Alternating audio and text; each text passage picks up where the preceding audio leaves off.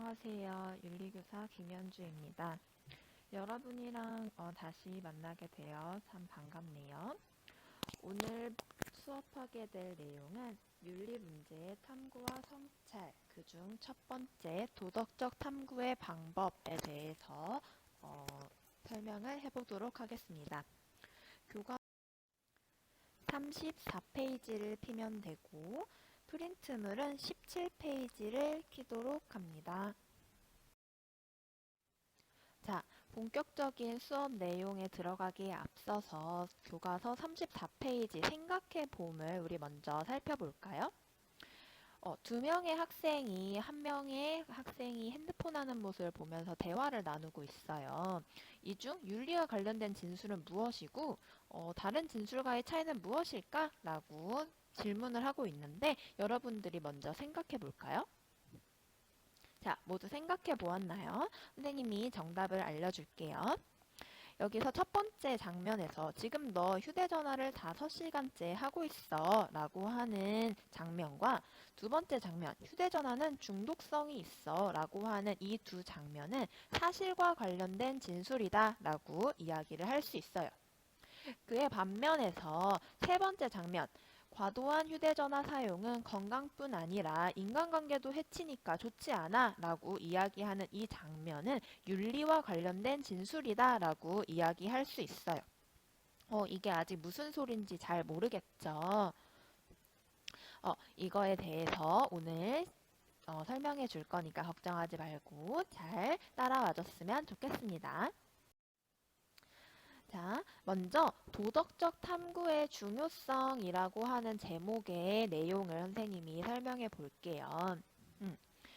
교과서보다 일단은 프린트물을 참고하면서 보면 좋을 것 같아요. 첫 번째 빈칸이 뚫려져 있는데 그 빈칸에는 도덕적 탐구라고 빨간색 글씨 적어 넣으면 될 것 같아요. 도덕적 탐구란 무엇인가? 자, 도덕적 탐구란 윤리 문제에 대한 쟁점이 있을 수 있대요. 우리가 삶을 살면서 친구들 혹은 뭐 부모님 아니면 다른 사람들과 어떠한 갈등이 빚어질 수 있어요. 나는 이것이 옳다고 생각하는데 다른 사람들은 그건 그르다라고 생각할 수 있기 때문이죠. 그것이 무엇인지 일단 확인하는 과정이 필요하대요. 예를 들어서 사형에 관련된 문제다. 나는 사형에 대해서 이러한 입장을 가지고 있는데 예를 들어 찬성하는데 내 친구는 반대하네. 왜 그럴까에 대해서 같이 갈등이 이루어지고 있다는 것을 확인했어요.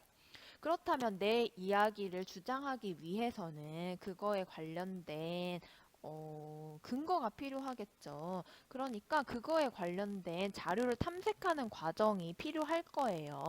그래서 사형은 이러한 정의를 가지고 있는데 어떻게 하면은 이런 판단이 내려지고 어떤 국가는 이런 것을 채택하고 있고 등등의 자료를 탐색하는 과정을 거치게 될 거예요.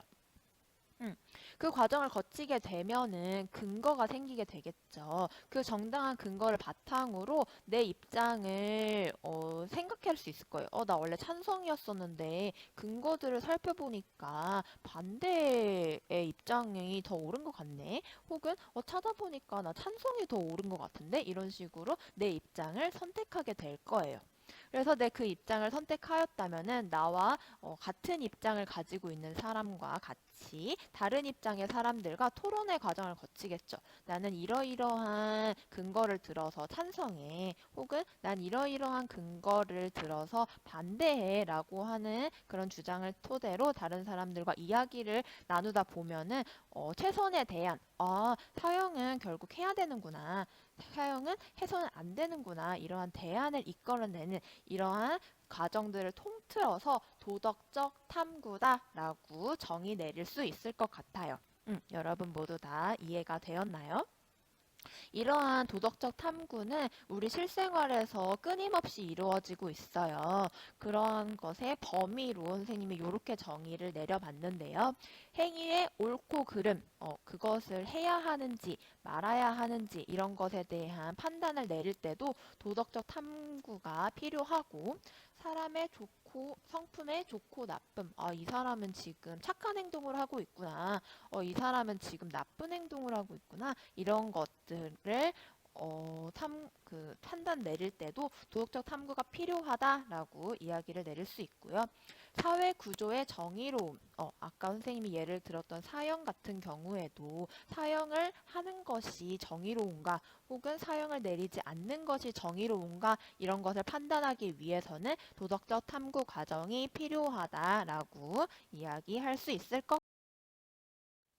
자, 선생님이 방금 전에 도덕적 탐구가 필요하다라고 이야기를 했었는데 그거에 관련해서도 여러분들이랑 같이 PPT를 통해서 살펴볼게요.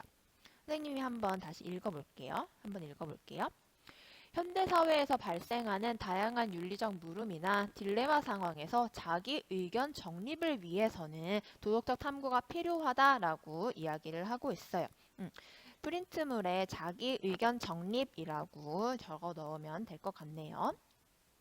여러분들은 사람으로 태어난 이상 생각을 하면서 자기가 어떤 의견을 가지고 어떤 생각을 가지고 살아가야 될지를 결정하게 될 거예요. 그런 것을 바로 윤리적 딜레마 상황에 부딪힌다라고 이야기를 할 수 있을 것 같아요. 그러한 상황에서 다른 사람 의견에 휩쓸려가지고 나도 그런 것 같아. 어떻게 되든 상관없어 라고 하는 것이 아니라 나는 이게 옳은 것 같아. 저렇게 하면 그러니까 하지 말아야 돼 라는 선택을 하게 될 텐데 그러한 과정 속에서 도덕적 탐구 과정은 필수적이다, 필요하다라고 이야기를 할 수 있을 것 같아요. 그리고 두 번째, 도덕 판단의 근거가 부족할 경우 주관적인 주장에 머무르게 되므로 라고 되어 있네요. 내가 어떠한 근거도 없이 그냥 그거 틀렸어. 그냥 내 말이 맞아. 라고 주장할 경우에 다른 사람들은 내 의견에 귀 기울이지 않게 되겠죠. 아까 도덕적 탐구 과정에선 상대방과 정당화하고 토론하는 과정을 필요로 한다라고 이야기했는데 근거가 없다면 그러한 토론 과정이 무의미하게 되겠죠. 그러니까 그러한 도덕적 탐구 과정을 거쳐서 자기 의견을 정립하는 것이 필요하다라고 이야기를 하고 있네요. 그리고 세 번째, 도덕 현상을 이해하고 윤리 문제를 해결하기 위해 도덕적 탐구 과정이 필요하다라고 되어 있는데 이거 지금까지 이야기한 거니까 무리 없이 이해할 수 있을 거라. 자, 이번에는 그러한 도덕적 탐구가 어떠한 과정을 거쳐서 진행이 되는지에 관련된 두 가지 모형에 대해서 이야기하고자 해요. 프린트물 17페이지에 있는 내용과 교과서 35페이지에 있는 내용을 참고해서 들으면 좋을 것 같아요. 첫 번째, 가치분석 탐구 모형이라고 나와 있네요. 가치분석 탐구 모형이란 어떠한 가치를 말 그대로 분석한다라고 되어 있는데 예시를 통해서 그 과정들을 하나하나 살펴봅시다. 먼저 우리 도덕적 탐구에서 우리가 어떠한 갈등 상황에 맞부딪힌다라고 이야기했었는데 그러면은 그 갈등의 과정 을 살펴보기 이전에 그 주제에 대해서 우리가 알아야겠죠. 윤리 문제 확인 및 명료화가 그 뜻이에요. 예를 들어서 우리가 신호등을 건너려고 하는데 그 신호등에서 우리가 어떠한 행동을 취하는 것이 좋은가에 대해서 우리가 판단을 내려보고자 해요.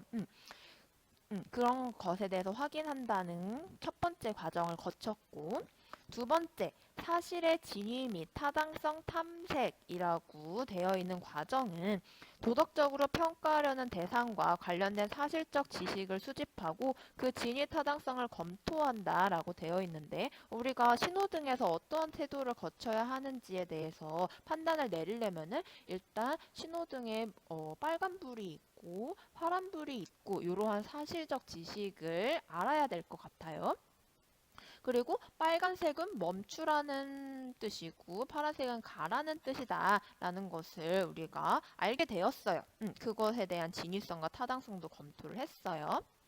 그 다음 단계는 잠정적인 도덕적 판단을 내려야 한대요. 그러면은 우리가 판단을 한번 내려봅시다.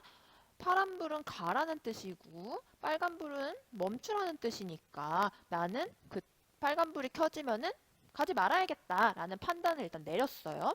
그리고 파란불이면은 가야겠다라는 판단을 내린 거예요. 그렇게 잠정적으로 일단 그런 판단을 내린 다음에 어떤 과정을 거쳐야 하냐면은 도덕 원리 검사를 거쳐야 한대요. 이 도덕 원리 검사에는 여러 가지 종류가 있는데 그 중에 하나로 보편적 결과 검사 혹은 역할 교환 검사라고 하는 것이 있어요. 보편적 결과 검사란 나와 똑같은 사람이 그런 판단을 내릴 수 있는지, 그러니까 내가 파란불에 건넌다는 판단을 내렸을 때 다른 사람들도 그런 똑같은 결과를 내릴지에 대해서 생각을 해보는 거예요. 생각을 해봤더니 그럴 것 같아요. 내가 그런 판단을 내렸듯이 다른 사람들도 그런 판단을 내릴 것 같아요. 그리고 두 번째, 역할 교환 검사. 내가 저 사람이 된다면은 그런 결정을 내릴까에 대해서 생각을 해보니까 그럴 것 같아요. 내가 다른 사람이 되어도 똑같은 판단을 내릴 것 같은 거예요. 그러면은 이런 검사를 거쳤더니 그런 도덕 원리 문제에 대해서 진위 여부가 판단이 되었나요? 내가 정당한 판단을 내린 것 같나요? 그러한 판단을 내리는 것이 마지막 단계, 최종적인 도덕 판단이라고 이야기할 수 있어요. 최종적인 도덕 판단을 내렸더니 파란불에 건너는 것이 좋겠다라는 합당한 결론이 나오게 되었어요. 여기까지가 가치 분석 탐구 모형이었고 두 번째 가치 갈등 해결 탐구 모형에 대해서 살펴볼게요. 첫 번째, 윤리적 탐구 쟁점 및 딜레마를 확인한다 라고 되어 있는데요. 지금 이거는 가치 갈등이니까 어떠한 찬반의 그런 입장이 나뉜다라고 이야기를 할 수 있을 것 같아요. 우리 뒤에서 살펴볼 예시긴 하지만 낙태에 관련된 문제에 대해서 이야기를 한다고 생각해 봅시다. 그러면은 이 윤리적 쟁점 및 딜레마 확인에서의 그 쟁점은 낙태가 되겠죠. 그래서 그 문제를 일단 확인해 보았어요. 색깔이 잘 안 보이네요. 잠깐만요. 자, 일단 문제를 확인하였어요. 낙태라는 문제가 지금 발생하고 있구나. 그러면은 그것이 왜 문제가 되는지에 대한 사람들 관계, 이유 이런 것들을 확인을 했어요. 그래서 그것을 확인한 다음에 자료 및 분석, 낙태란 무엇인지, 그리고 그것을 왜 하게 되었는지, 뭐 이러한 다양한 자료 분석들을 해보는 거예요. 그렇게 분석을 해보았더니 그것에 대한 나의 입장이 생기겠죠. 입장을 선택을 해가지고 그 앞으로 이러한 상황이 닥치면은 나는 이러한 행동을 하겠다에 관련된 그러한 생각을 할 수 있을 것 같아요. 그래서 그런 입장을 내가 채택을 했다면은 다른 사람들과 이야기를 나눌 수 있어야겠죠. 다른 사람들은 어떤 의견을 가지고 있는지, 혹시 나와 다른 의견을 가지고 있다면은 왜 그렇게 생각하는지 등의 토론 과정을 거쳐서 최선의 대안을 도출한다. 여기까지가 가치 갈등 해결 탐구 모형에 관련된 과정이라고 이야기할 수 있을 것 같아요.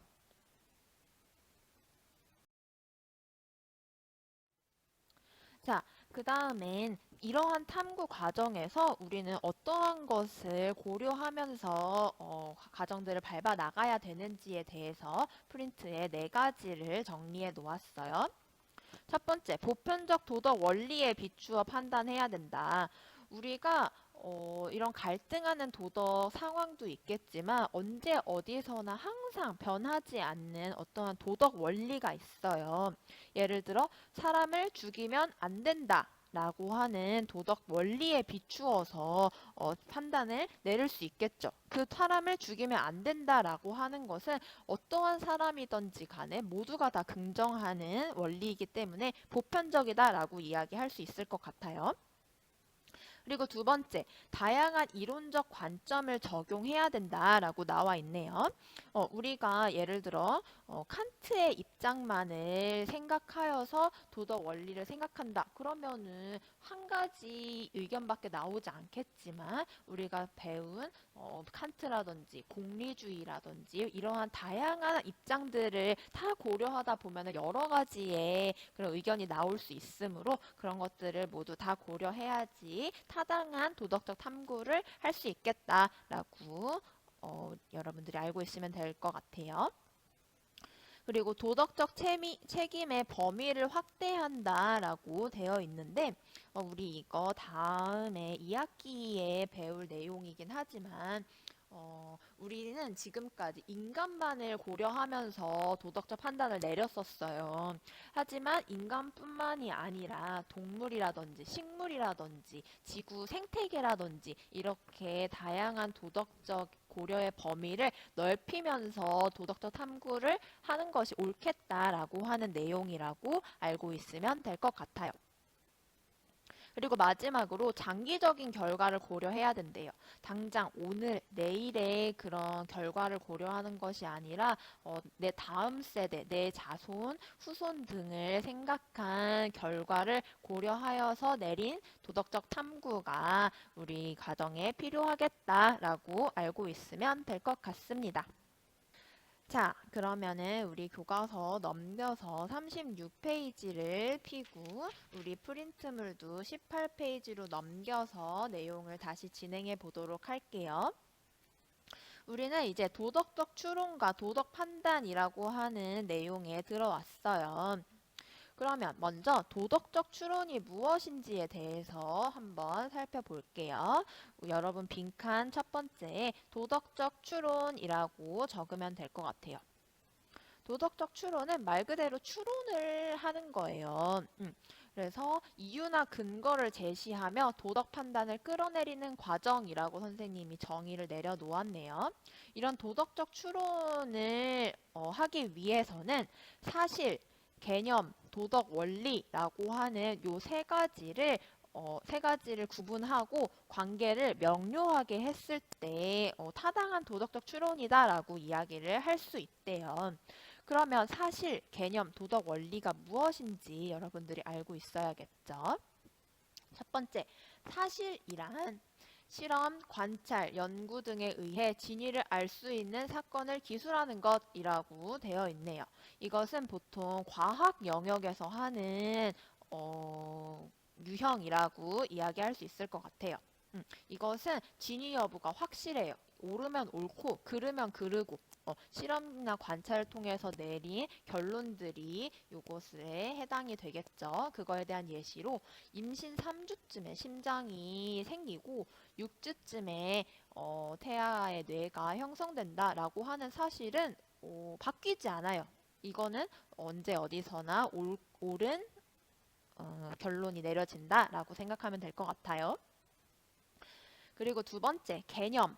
개념이란 사물과 현상에 대한 일반적인 진술, 규정이라고 되어 있네요. 이것은 사실을 토대로 우리가 어떠한 정의를 내린다라고 이야기할 수 있겠죠. 그거에 대한 예시로 태아는 인간이다라고 되어 있는 예시를 볼 수 있겠네요. 그리고 마지막으로 도덕 원리라고 하는 것이 있는데 이것도 읽어볼게요. 이것은 윤리 문제에 대한 좋고 나쁨 혹은 옳거나 그름을 진술하는 가치 기준이라고 적혀져 있네요. 이것은 사실과 달리 사람들마다 의견이 나뉘어질 수 있어요. 왜냐하면 내가 좋다고 생각하는 것이 상대방한테는 나쁘다라고 판단 내려질 수 있기 때문이에요.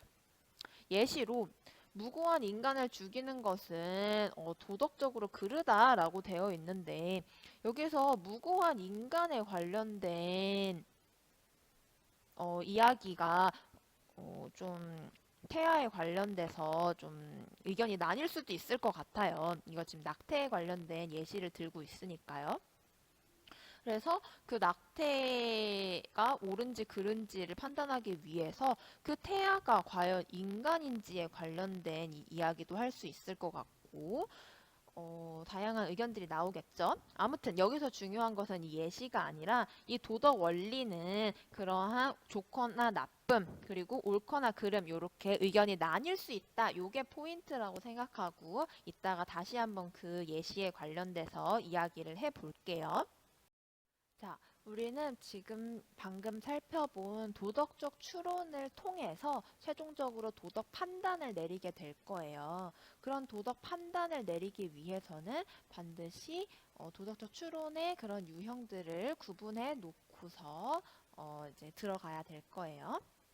자, 우리는 도덕 판단을 어떻게 내리게 되냐면은 도덕 원리를 바탕으로 사실 판단을 거쳐서 내리게 된대요.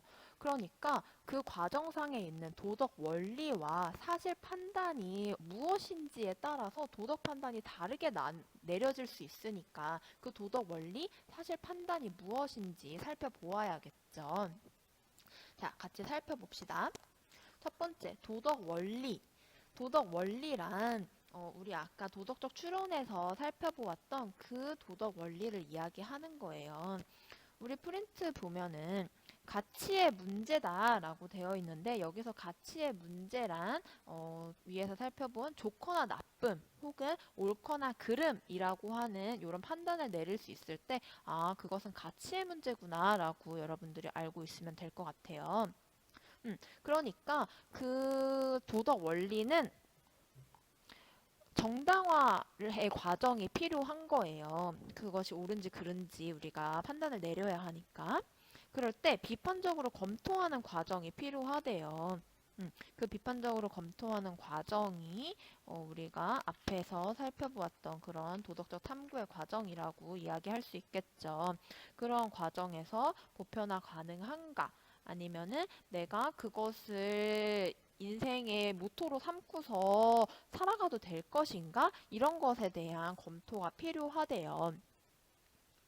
이런 것은 보편화 가능하다라고 우리가 판단을 내릴 수 있어야 하는데 그거에 관련된 내용은 우리 아까 도덕적 탐구 과정에서 첫 번째 보편적 도덕 원리에 비추어서 판단한다 여기에서 한번 설명을 했었어요. 보편화 가능하다라는 것은 무슨 뜻이라고 했었죠? 그러니까 내가 혼자서 그것이 옳다라고 생각하는 것이 아니라 다른 사람들에게 물어봤을 때 100명, 1000명, 10,000명의 사람들에게 물어봤을 때 모두가 다 그런 것 같아. 나도 그렇게 생각해 라고 결론을 내릴 수 있어야 된다는 거예요. 예를 들어서 사람을 죽이는 것은 나쁘다라고 생각하는 것에 대해서 전 세계 모든 사람들에게 물어봤을 때 모두 다 그렇게 생각해라고 이야기를 한다면은 그것은 타당한 도덕 원리다라고 이야기할 수 있을 것 같아요. 그리고 두 번째, 사실 판단이 무엇인지에 대해서 살펴볼게요. 사실 판단은 개념과 사실관계를 명확히 한 것이라고 정의가 내려져 있네요. 여기서 개념과 사실관계는 아까 우리 도덕적 추론에서 봤던 그 두 가지 유형에 관련된 설명으로 대체할 수 있을 것 같아요. 이 두 가지의 관계를 잘 따져보고서 판단 내린 것을 사실 판단이라고 한다. 그리고 세 번째, 도덕 판단은 이러한 도덕 원리와 사실 판단을 근거로 결론을 내린 것이라고 이야기를 하고 있는데요. 이것은 반드시 객관적으로 보편 가능한지 검토를 해야 한대요. 아까 도덕 원리가 그러했듯이 도덕 판단도 그러한 과정이 반드시 필요해요. 그 과정에서는 반드시 논리적 오류를 범하지 않았는지를 점검해야 된대요. 이것을 점검하기 위해서 여기 표에서 두 번째 칸에 있는 예시들을 통해서 선생님이 한번 설명을 해볼게요. 도덕 원리, 무고한 인간을 죽이는 것은 그르다. 이것은 보편화 가능한 타당한 도덕 원리라고 이야기할 수 있어요. 당연히 인간을 죽이는 것은 나쁘지. 그것은 우리가 따로 살펴볼 필요 없는 참이에요. 근데 사실 판단을 한번 봅시다. 태아는 무고한 인간이다 라고 되어 있는데 여기에서 우리들의 의견이 갈릴 수 있을 것 같아요. 왜냐하면 태아가 과연 인간이라고 규정 지을 수 있는지 여부에 따라서 낙태를 찬성할 수도 있고 반대할 수도 있기 때문이에요. 만약에 태아는 인간이 아니야. 아직 세포일 뿐이고 고통을 느끼지 못해 라고 그 사실 판단을 내린다면은 낙태를 찬성할 수도 있겠죠. 그에 반면에서 그 아이가 고통을 느끼는지 여부와 상관없이 사람이 될 가능성이 있잖아. 그러면 사람이라고 판단을 내려야지 라고 생각하는 사람은 낙태를 반대하게 될 거예요. 이렇게 사람들 간의 이야기가 달라질 수 있으니까 그런 도덕 판단은 반드시 그런 논리적 오류를 범하지 않았는지에 대한 여부를 우리가 반드시 점검해야 된다라고 알고 있으면 될 것 같아요. 자, 이런 과정들을 36페이지 함께 나누는 가을이라는 활동을 통해서 여러분들이 살펴볼 수 있을 것 같아요. 여러분들이 선생님이 설명하기 전에 먼저 해보는 시간 가져보면 좋을 것 같아요. 잠깐 일시정지를 누르고 활동을 해봅시다. 자, 모두 다 해보았나요? 갑과 을은 다른 의견을 주장하고 있어요. 갑은 낙태를 반대하고 있고, 그리고 을은 낙태를 찬성하고 있는 것 같아요. 그래서 1번 갑의 진술을 도덕 원리, 사실 판단, 도덕 판단으로 구분해 보자 라고 되어 있는데 도덕 원리는 인간을 죽이면 그르다 라고 이야기를 할 것 같고 사실 판단은 태아는 인간이다 라고 이야기할 것 같고 도덕 판단은 태아를 죽이는 것이 옳지 않다 라고 구분 지을 수 있을 것 같아요. 그리고 2번 낙태에 관련해서 을의 입장은 찬성이겠죠. 찬성을 하고 갑에 어떤 것을 비판하고 있냐면은 태아는 인간이다라는 사실 판단을 비판하고 있어요. 을은 인간은 출생 후부터 법적 권리를 지니기 때문에 태아는 인간이 아니라고 주장하기 때문이죠. 그리고 3번 갑의 입장에서 을의 도덕적 추론에 문제가 없는지 검토를 해봤을 때 갑의 입장에서 볼 때 을은 도덕 원리 없이 사실 판단으로부터 도덕 판단을 이끌어내고 있다는 점에서 논리적 오류를 범하고 있다라고 이야기를 할 수 있는데 이게 무슨 이야기인지 모르겠죠. 그것을 설명하기 위해서 다음 활동이 필요할 것 같아요. 이 내용은 37페이지 생각이 쌓이는 겨울에 나와 있어요. 자, 사실로부터 당위를 도출하는 것의 문제라고 되어 있는데 이거 선생님이 그거에 단어를 하나 써줄게요. 잠깐만요. 자,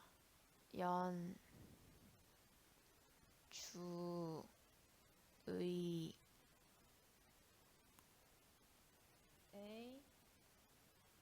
오류. 자, 요렇게 이름을 적어 놓고 선생님 설명을 들어봅시다. 사실로부터 바로 당위를 도출하는 것은 이러한 예시를 통해서 살펴볼 수 있을 것 같아요. 자, 여러분, 지금까지의 역사 과정상에서 여자는 어떠한 사회적 위치를 지니고 있었나요? 여자들은 바깥 사회생활을 하기보다는 집안에서 어떤 청소라든지 빨래라든지 육아라든지 이런 것을 담당하면서 살아왔었어요. 이것은 사실이에요. 이것은 역사적 사실이고 누구도 부정할 수 없는 것이에요. 그러한 사실로부터 당위를 도출하는 것은 지금까지 그러한 사실이 있었으니까 그것이 옳아라는 판단을 내리는 것이 사실로부터 당위를 도출하는 것이에요. 근데 이 사실을 들었을 때 여러분들 어떤 생각이 드나요? 그러한 사실이 있었다고 해서 여자들이 집에서 그런 육아라든지 그런 청소를 담당하는 것이 옳다고 생각이 되나요? 그렇지 않죠. 우리는 바깥에 나가서 우리가 좋아하는 일을 하고 그것을 직업으로 삼는 것을 더 좋아하는 할 수도 있는 것이에요. 그러니까 지금까지 그러한 사실이 있었다고 해서 그것이 옳다라고 바로 판단을 내리면 안 된다라고 하는 것이 자연주의의 오류라고 이야기할 수 있을 것 같아요. 프린트가 아니라 PPT에 나와 있는 글을 한번 읽어볼게요. 학자들은 A는 B다라는 일종의 사실 판단의 진술들을 통해 사실 판단을 통해서 자신의 이론을 전개해 나간대요. 그런데 사실 판단의 진술들을 바탕으로 최종적으로 A는 B와 같이 해야 된다라는 당의 주장을 펼치는데 이것은 우리 교과서 37페이지에 나와 있죠. 사실로부터 당위를 도출하는 것이기 때문에 논리적 오류가 발생한다라고 되어 있어요. 이거 아까 선생님이 이야기했던 예시를 적용해서 생각을 해보면은 그런 논리적 오류가 발생할 수 있으니까 이러한 과정은 우리가 조심해야겠다라고 알고 있으면 될 것 같아요. 자, 우리 교과서 이따가 선생님이 다시 한번 정리해 줄 거예요. 자, 다시 우리 프린트물로 돌아와서 지금까진 도덕적 추론과 도덕 판단에 대해서 살펴보았고 두 번째 이제 비판적 사고에 관련해서 살펴볼 거예요. 그러니까 이번에 빈칸에는 비판적 사고를 여러분들이 적어 넣으면 될 것 같아요. 이 비판적 사고는 도덕적 추론과 도덕 판단에서 끊임없이 우리가 거쳤던 과정이었어요. 이것은 어떤 주장을 그대로 받아들이는 것이 아니라 상대방이 어떠한 이야기를 했을 때, 그렇구나. 나는 뭐 내 생각 없이 어떻게든 괜찮아. 라고 생각하는 것이 아니라, 그것은 아닌 것 같은데? 그것은 틀린 것 같은데? 라는 내 의견을 제시하는 그러한 과정들이 모두 다 비판적 사고라고 생각할 수 있을 것 같아요. 이것은 교과서에 좀 더 내용이 자세하게 나와 있어요. 요거 이따 교과 선생님들이랑 같이 살펴보면서 다시 한번 살펴볼게요. 그리고 3번 도덕적 상상력이라고 되어 있는데 여러분 프린트물 3번에 도덕적 상상력이라고 적어 넣으면 될 것 같아요. 이것은 여러분들 평소에 상상 많이 하나요? 머릿속으로 어떠한 생각을 하는 건데 그거에 관련된 주제가 도덕에 관련된 것을 도덕적 상상력이라고 이야기할 수 있을 것 같아요. 그래서 각종 딜레마 상황에서 나는 이렇게 할 것 같은데 저렇게 할 것 같은데 이런 것을 생각해보는 그 과정 자체를 도덕적 상상력이다라고 생각하면 이해하면 될 것 같아요. 그래서 그러한 문제 상황에서 나는 어떻게 할까라는 그러한 능력들을 도덕적 상상력이라고 한다. 그리고 4번 배려적 사고. 배려적 사고도 우리가 타당한 도덕적 결론을 내리기 위해서 필요한 방법 중 하나래요. 이것의 정의는 도덕적 민감성과 공감 능력을 근거해서 타인의 관심에 대해서 생각을 해보는 거예요. 도덕적 민감성이란 단어가 여러분 좀 생소하죠? 이 도덕적 민감성이란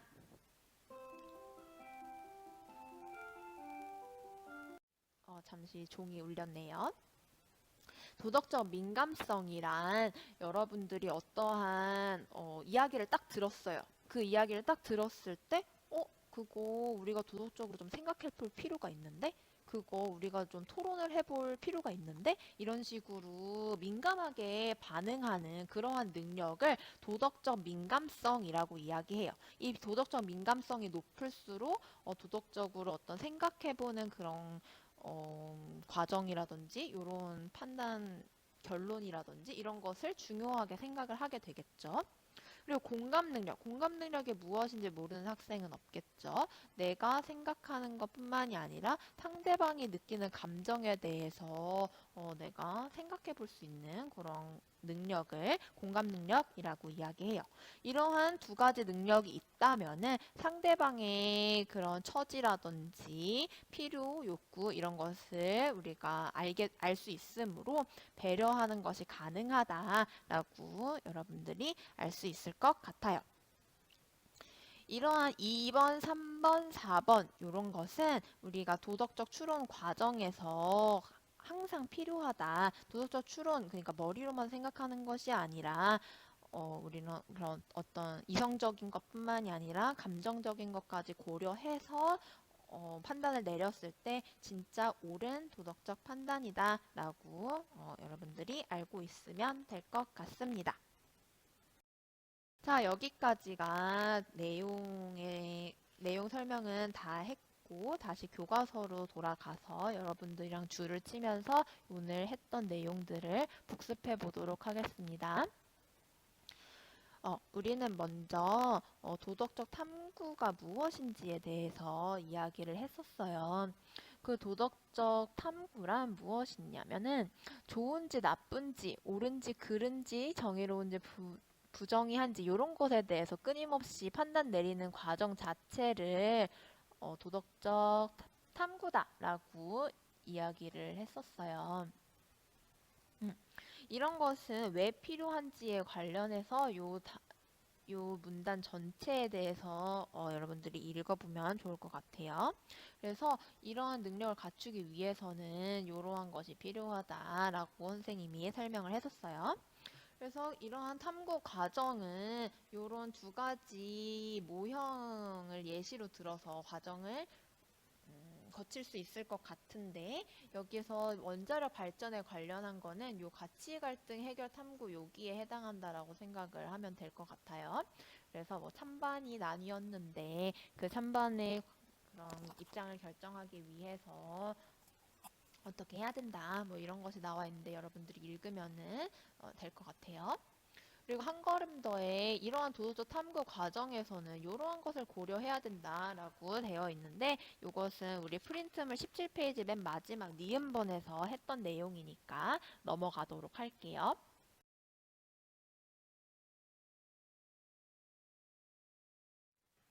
그리고 다음 페이지로 넘어와서 우리는 이제 도덕 추론과 도덕 판단을 하게 될 것인데 도덕적 추론은 사실, 개념, 도덕 원리 이렇게 나뉘어서 이유나 근거를 제시하면서 도덕적 판단을 내리는 과정이다라고 되어 있네요. 그래서 먼저 사실, 그리고 개념, 그리고 도덕 원리에 관련된 그 정의들이 이렇게 나열되어 있어요. 그래서 이러한 도덕적 추론을 통해서 우리는 도덕 판단을 내리게 될 거예요.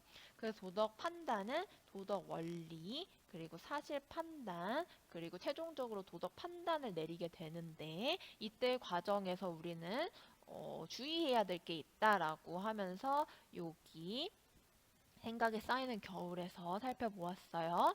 이것을 어떤 오류라고 했었죠? 그죠? 자연주의적 오류라고 불렀었어요. 자연주의적 오류란 사실로부터 당위를 도출하는 것의 문제라고 이야기를 하면서 여기 사실로부터 당위를 도출하는 논리적 오류 여기 이거를 프린트물 18페이지 맨 마지막에 선생님이 붙여 넣어서 설명을 했었네요. 자, 이거는 아까 말했듯이 여자가 육아하는 것은 옳다라고 하는 당위를 도출해서는 안 된다라고 하는 예시를 들어서 선생님이 아까 설명을 했었어요. 자, 이러한 도덕적 추론뿐만이 아니라 우리는 어떠한 능력도 가지고 있어야 되냐? 두 번째, 비판적 사고를 할 수 있어야 된대요. 이 사고가 필요한데 두 가지로 분류해서 이야기를 할 수 있을 것 같아요. 먼저 사실 판단의 진위를 검토해야 된다. 이 진위를 검토하는 것은 여기 함께 나누는 가을에서 이번에 갑의 진술 가운데 태아는 인간이다라는 사실 판단을 을이 비판하고 있었어요. 이것처럼 사실 판단, 태아는 무고한 인간인가? 이런 것에 대해서 우리가 의문을 가질 수 있겠죠. 그거에 관련한 내용이 요거라고 생각하면 되고, 두 번째, 도덕 원리에 대한 검토가 필요하대요. 이것은 좀 사실 판단의 진위를 검토하는 것보다 조금 더 자세하고 신중하게 내려야 된대요. 자, 이것은 개인 간의 차이가 있을 수 있으니까 비판적으로 검토해 봐야 된대요. 왜냐하면 생각하는 사람들마다 생각하는 원리들이 다르기 때문이죠. 어떠한 시대를 살아왔는지 아니면은 내가 어떠한 가정에서 어떤 교육을 받으면서 살아왔는지 뭐 이런 것의 환경도 다르고 그거에 따른 생각도 모두 다 다르기 때문이에요. 그러니까 그러한 것을 우리가 사람들과 많은 토론을 통해서 결론을 내려야 된다라고 생각할 수 있을 것 같아요. 자, 이러한 비판적 사고는 반드시 필요하다라고 정리를 했었고, 여기 도덕적 상상력과 배려적 사고에서도 같은 이야기를 하고 있어요. 우리는 어, 윤리 문제를 바라보는 관점과 도덕 판단이 달라서 언제든지 도덕적 갈등 상황을 맞이할 수 있대요. 그럴 때는 비판적 사고가 필요하다라고 방금 이야기했었는데 그것뿐만이 아니라 도덕적 상상력과 그리고 배려적 사고도 필요하다라고 우리 교과서에 되어 있네요. 이거에 관련한 내용은 아까 설명했으니까 그거로 대체하겠습니다. 여기 생각이 쌓이는 겨울 내용도 반드시 읽고서 숙지해 놓으면 좋을 것 같습니다. 자, 여기까지가 우리 첫 번째 단원이었던 도덕적 탐구의 방법에 관련한 설명이었습니다. 혹시 이해가 안 된다면은 학교 와서 선생님한테 언제든지